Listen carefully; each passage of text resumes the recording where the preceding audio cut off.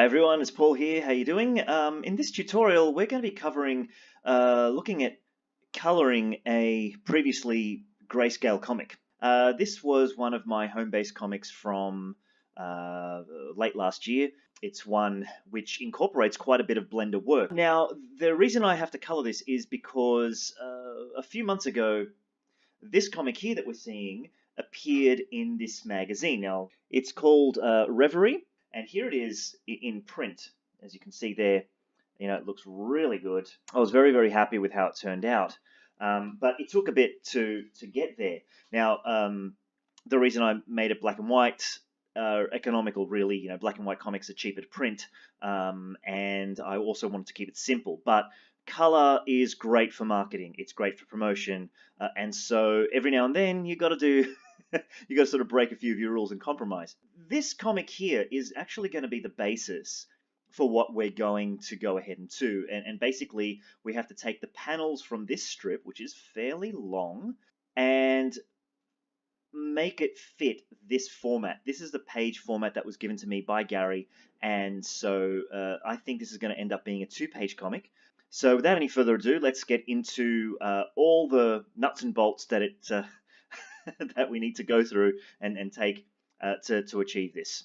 So the first thing we have to do is save out this comic as a separate file, and then obviously duplicate the page so that we can create a two-page comic, and then we have to import all of the panels from this comic here.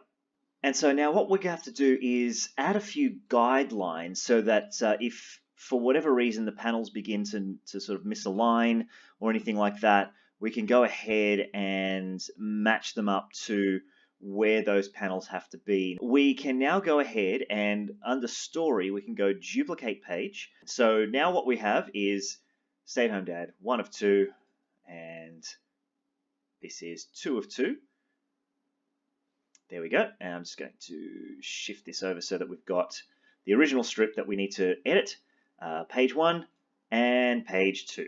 So on page 1, we're going to begin by deleting all the stuff that we don't need, but I'm going to leave this panel here, but we don't need 1, 2, 3, all of these, so we can go ahead and trash them, leaving us with just these two panels. So I'm going to make that invisible for now.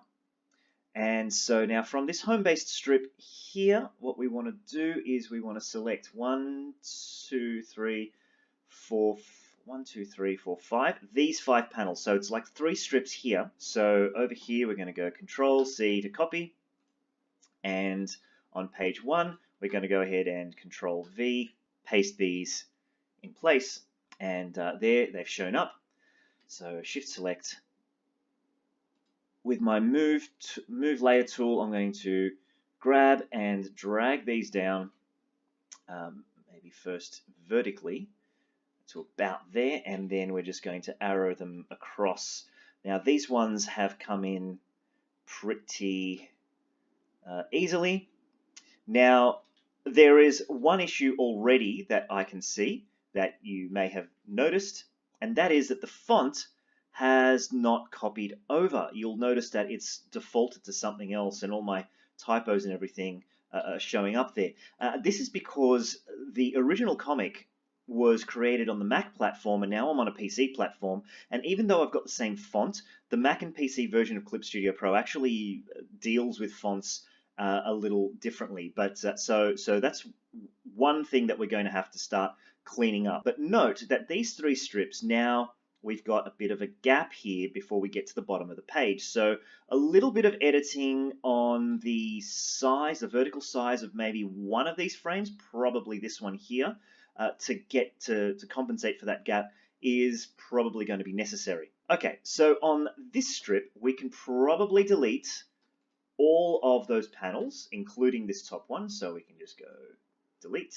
And now what we can do is under home-based, this one here, we can go this frame here all the way down to the last frame, Control-C to copy, and then over here, go Control-V, paste.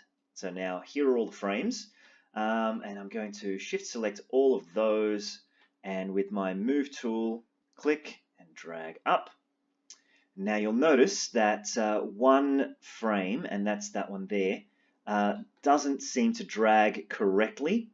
And we'll address that in just a second, but I'm just going to position all of these to where they've got to be. I just have to go into my operation tool, select this frame, and then that frame becomes selectable, and I just have to drag that up. It's almost as if all the layers have gone to where they have to go, but the only thing that didn't was the frame. And so now that I've got that positioned exactly where I need it to be, that was not too hard to fix.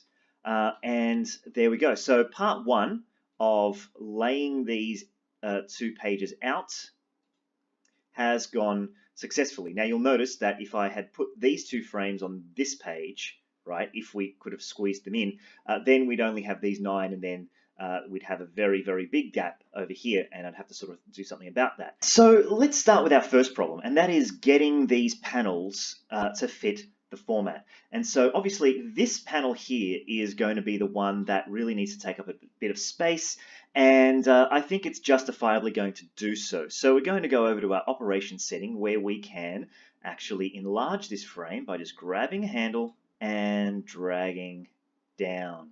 And that ought to do it. Now you can already see our problem. I hadn't drawn enough content to justify the whole frame. Let's grab the files that do need to be moved, and let's go to our move tool, and let's grab these and bring them down. All right, obviously we need more of this space station, so we'll have to get a re-render of this, and all I really have to do is jump into Blender, increase the camera size, and then re-render. And so I've actually got one here. So that space station there, we can just go select all, Control C, and then where we have our layer, let's see, I think that's the layer there, we can just go Control V and paste. Okay, and then we can either match it up to what we needed it to be, or we can even move this across a little bit so that it appears to really fill that frame a little bit better. And then when we sort of get rid of that, now our frame is working a lot nicer. And we do the same with this one. Let's see what happens when we do that. But first off, what we need to do is grab all of these frames and move them down. And again, we just grab that operation, grab that, and holding down Shift, we can, oh no, we do actually have some house. Let's see what happens if we move our sky up. Our sky looks great. Okay, and so then all we've got to do is just a few adjustments of text. The reason that the Windows version differs from the Mac is that the Windows version loads one font and then has a style area, whereas the Mac version seemed to have all of the fonts and there'd be a font for bold and a font for italic and so on. And any of these sorts of things would just sort of like further that sort of stuff. But the actual font bold is loaded into the style here in the Windows version. And just a little bit of editing. Okay, so goodbye has a capital B there for some reason. We can just go through and fix this up and then cut back to the next point, which is coloring.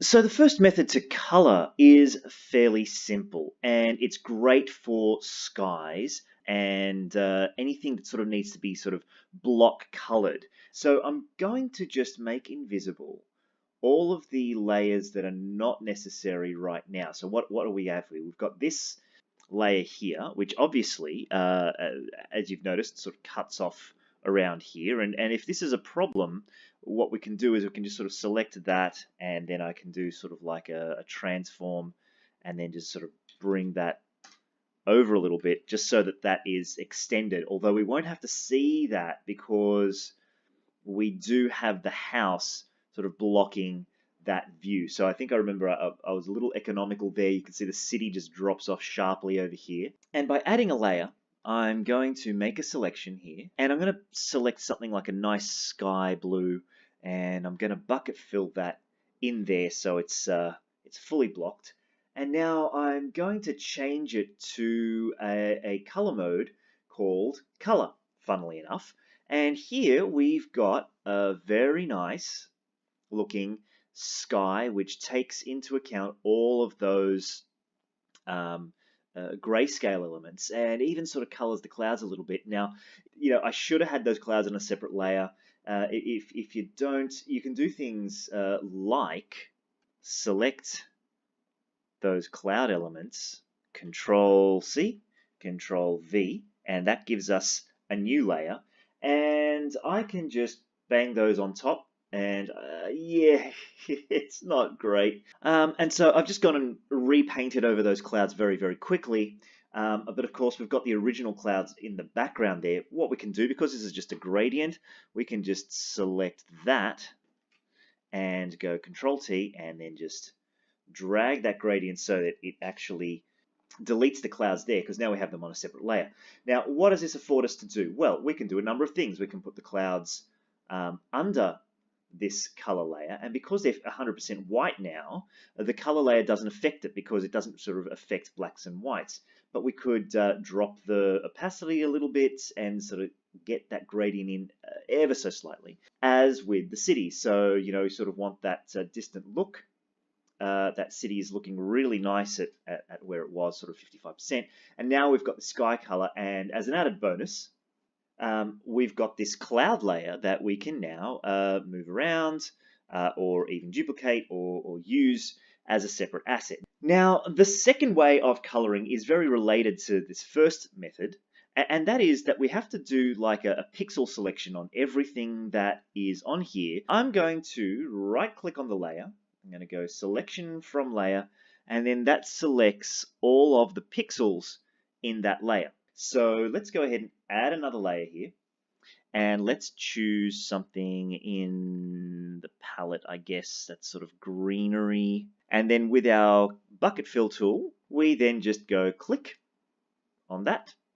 And there are some spots that actually haven't gotten green because they're slightly separated. Now you can go around and bucket fill them all, or you can just get your paint tool and then just increase the size and just sort of like give it a one pass over, and that should fill in all of the areas that that first selection missed, with plants and the like.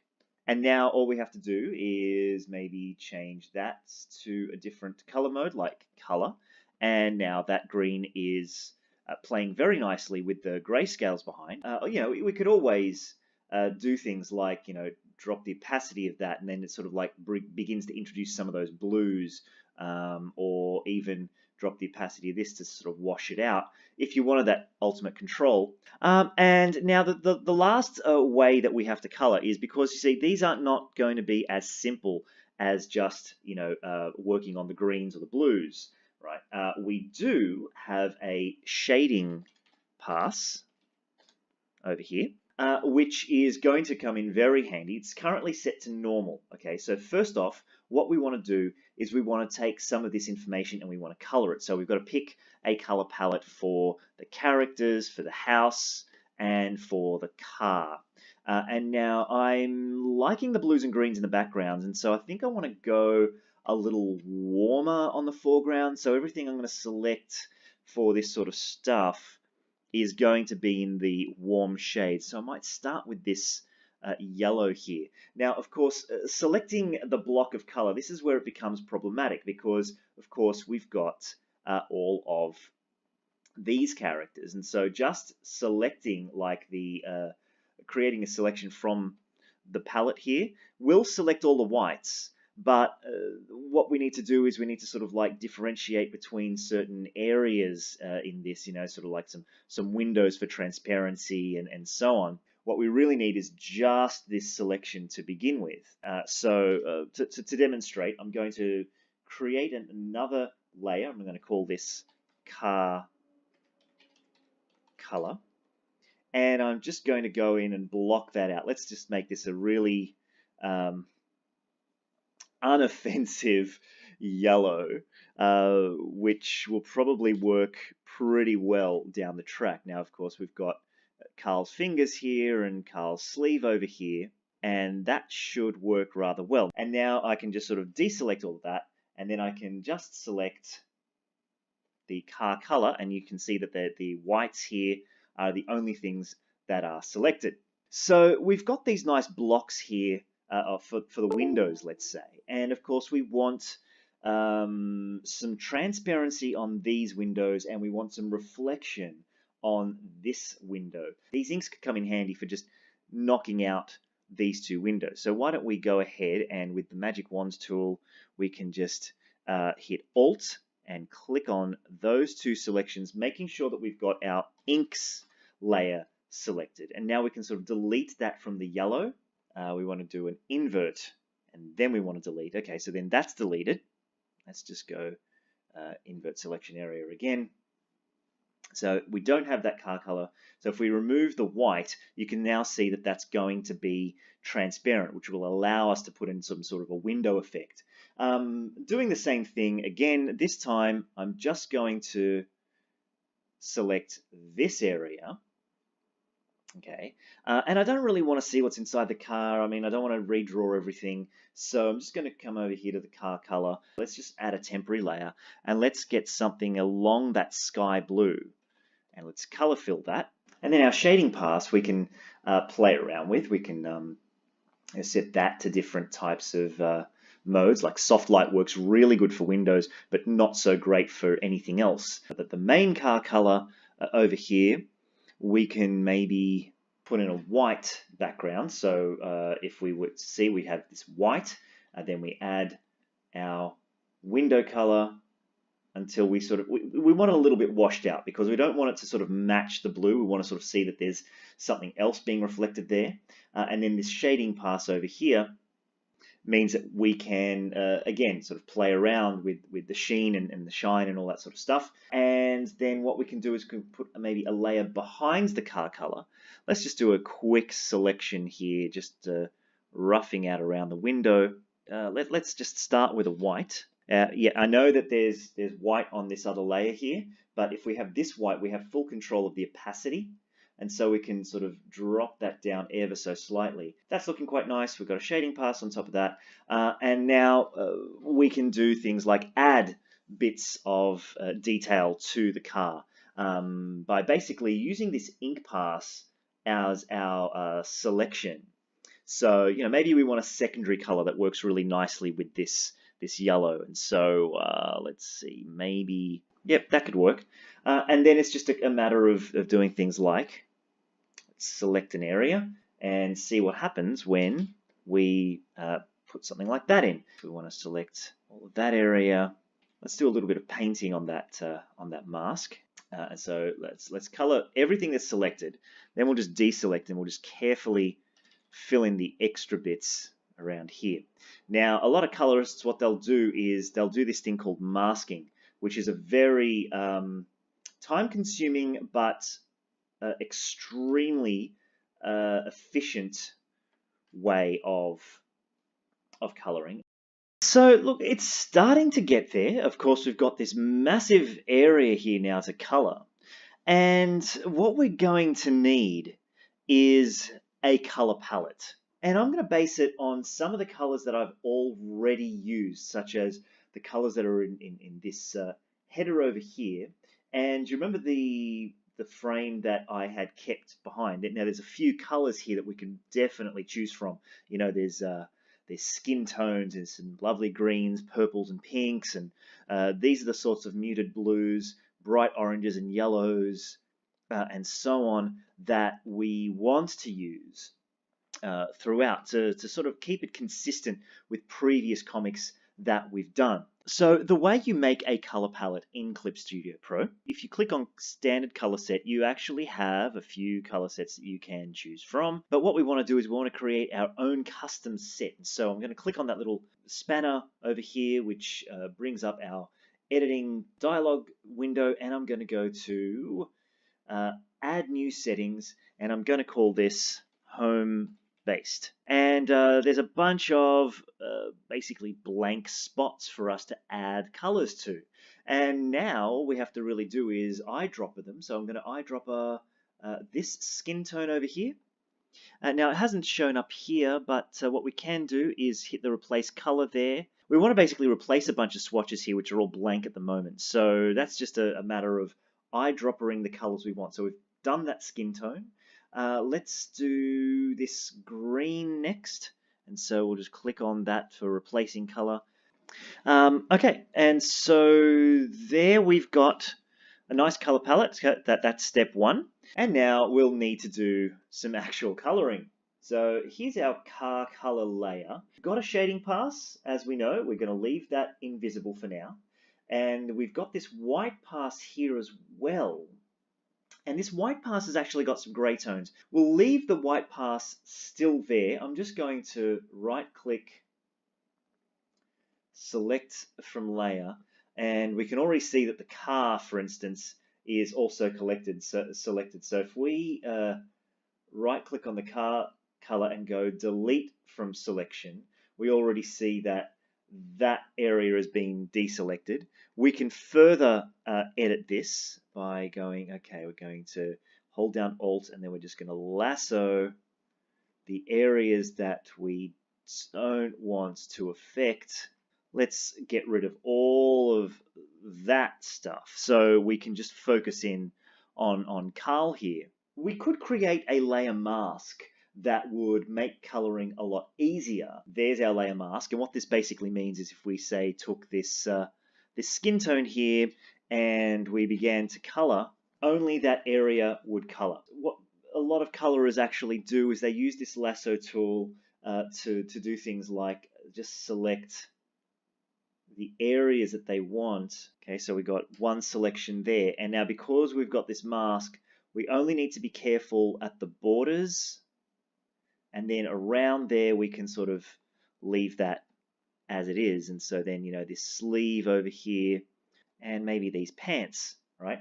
But remember, this gray is sitting on this white layer. We could very well just go magic wand, shift, select, shift, select, shift, select, and that actually creates an area that we can use as well. And so all of those areas can have that green. So let's go ahead and under the character color, let's choose this darker green, and with our bucket fill tool, we can just go click, click, and very quickly fill in those colors. This white, we bring that up over here, okay? If we were to go with, say, like an overlay or something like that, you can very quickly see how, just in the green areas, okay, because obviously it's not working great on the blues or anything like that, the highlights that we'd painted in on those areas are showing through, and that's kind of useful. That's sort of why we want to keep that layer around for now. But first, you know, we obviously have to sort of color in all of these other areas, and so I'm going to go ahead and do that.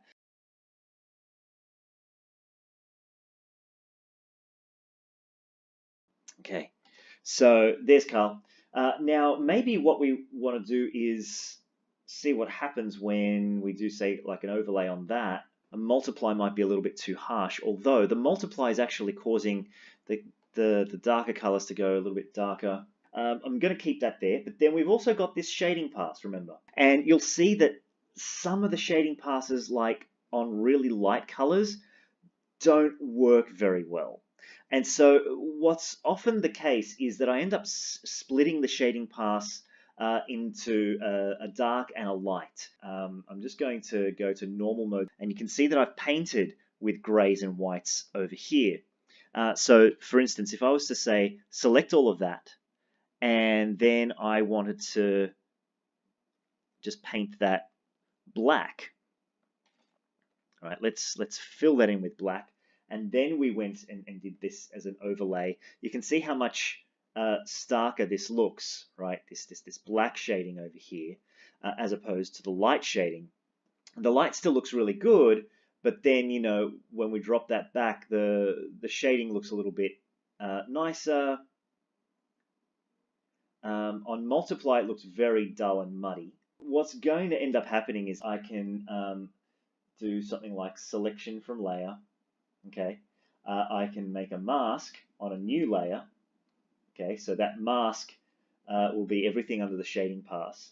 And then maybe just drop this opacity right down. And let's say we call this one shadows, right? Then we just paint in black. So for instance, let's just go ahead and do these leg bits. You can see that the mask is working really well, very nicely, okay? All the shadows on Carl over here, we're then going to change that to some sort of an overlay. And then we can just drop down the opacity a little bit until we sort of get the effect that we want. To me, that is a quick and dirty way of getting colors, but you'll notice how muddy it kind of looks, okay? So the other way of doing it is to stick to your normal, delete all of that. And now what we might do is we might go ahead and pick this skin tone over here, right? And let's pick something darker that might look good as a shadow. And now with our pen tool, we go in and we color those areas. We basically want these colors to be nice and vibrant. So, you know, that would be sort of like your shadow pass. And we've got the semblance of some highlights here, but what we can then do is just go another layer. We go highlights. And much like we did before, we go ahead and paint in whites, and we're going to maybe use a soft light here. If we want, we can just go, we can right click on that mask and we can go selection from layer, create selection, so that we don't paint outside any of those lights. And on our highlight layer, we then just go in and ever so delicately touch up some of those highlights to really get them to pop.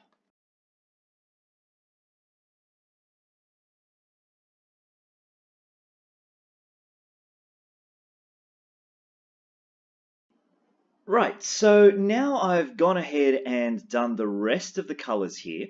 So you'll see that on every layer, I've still got this white layer, which is informing some of the shading there on top of this character color layer. And then we've got our shadows and our highlights on separate layers, which are working on all the characters, including this house. Now, I've done one other thing, and that is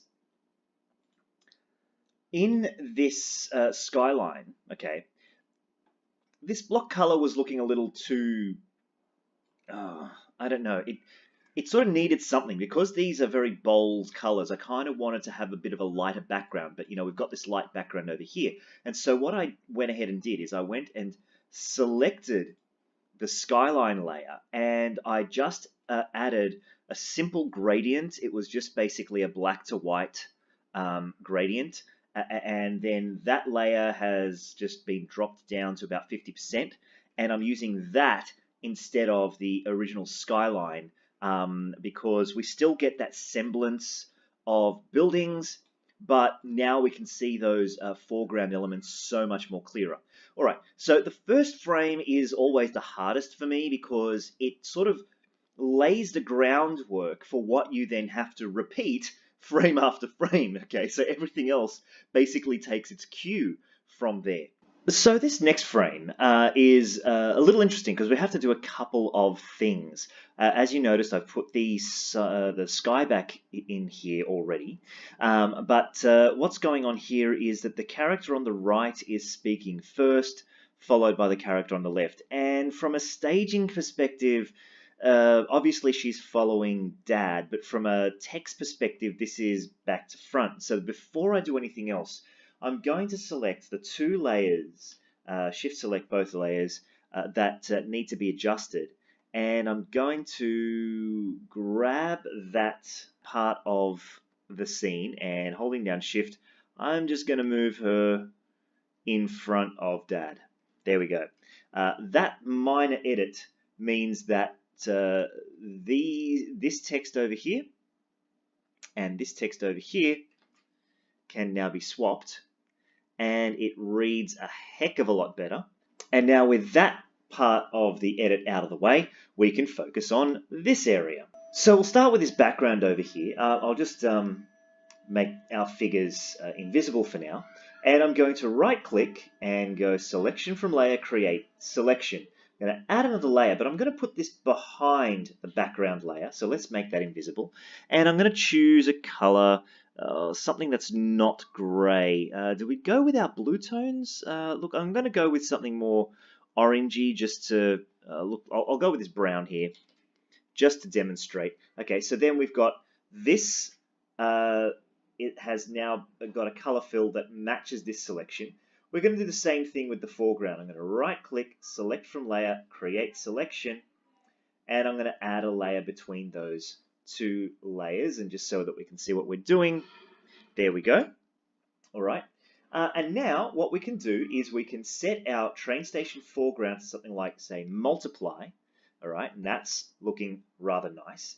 And then we set this one also to multiply, but we can fade this out a little bit. And so you see what's happening with the line work? It doesn't look like it's as close to us as the foreground elements. Now, of course, all we need to do now is bring in our signage. There's our signs. This has been set to add for some reason because, oh, that's right, everything was gray. So what we'll do is we'll just go create selection, and we might do a second pass on that, and we'll just go with a white. And we'll do one more thing with the signs here. To give it a bit of a glow, all we have to do is duplicate the layer, and then we'll just put a filter on that. We'll do a Gaussian blur. There we go. And now that Gaussian blur on top of that layer, right? We can, maybe do it like an ad or something like that. Now it looks like that signage is glowing, right? And so with those simple tricks, we've now color filled our train station, and all we've got to do is color in our characters, and we're done. So sometimes the assets are pretty complex, especially the ones that I render out of Blender, and I can use the methods that we've seen already, but it's, as you can see, a little time consuming.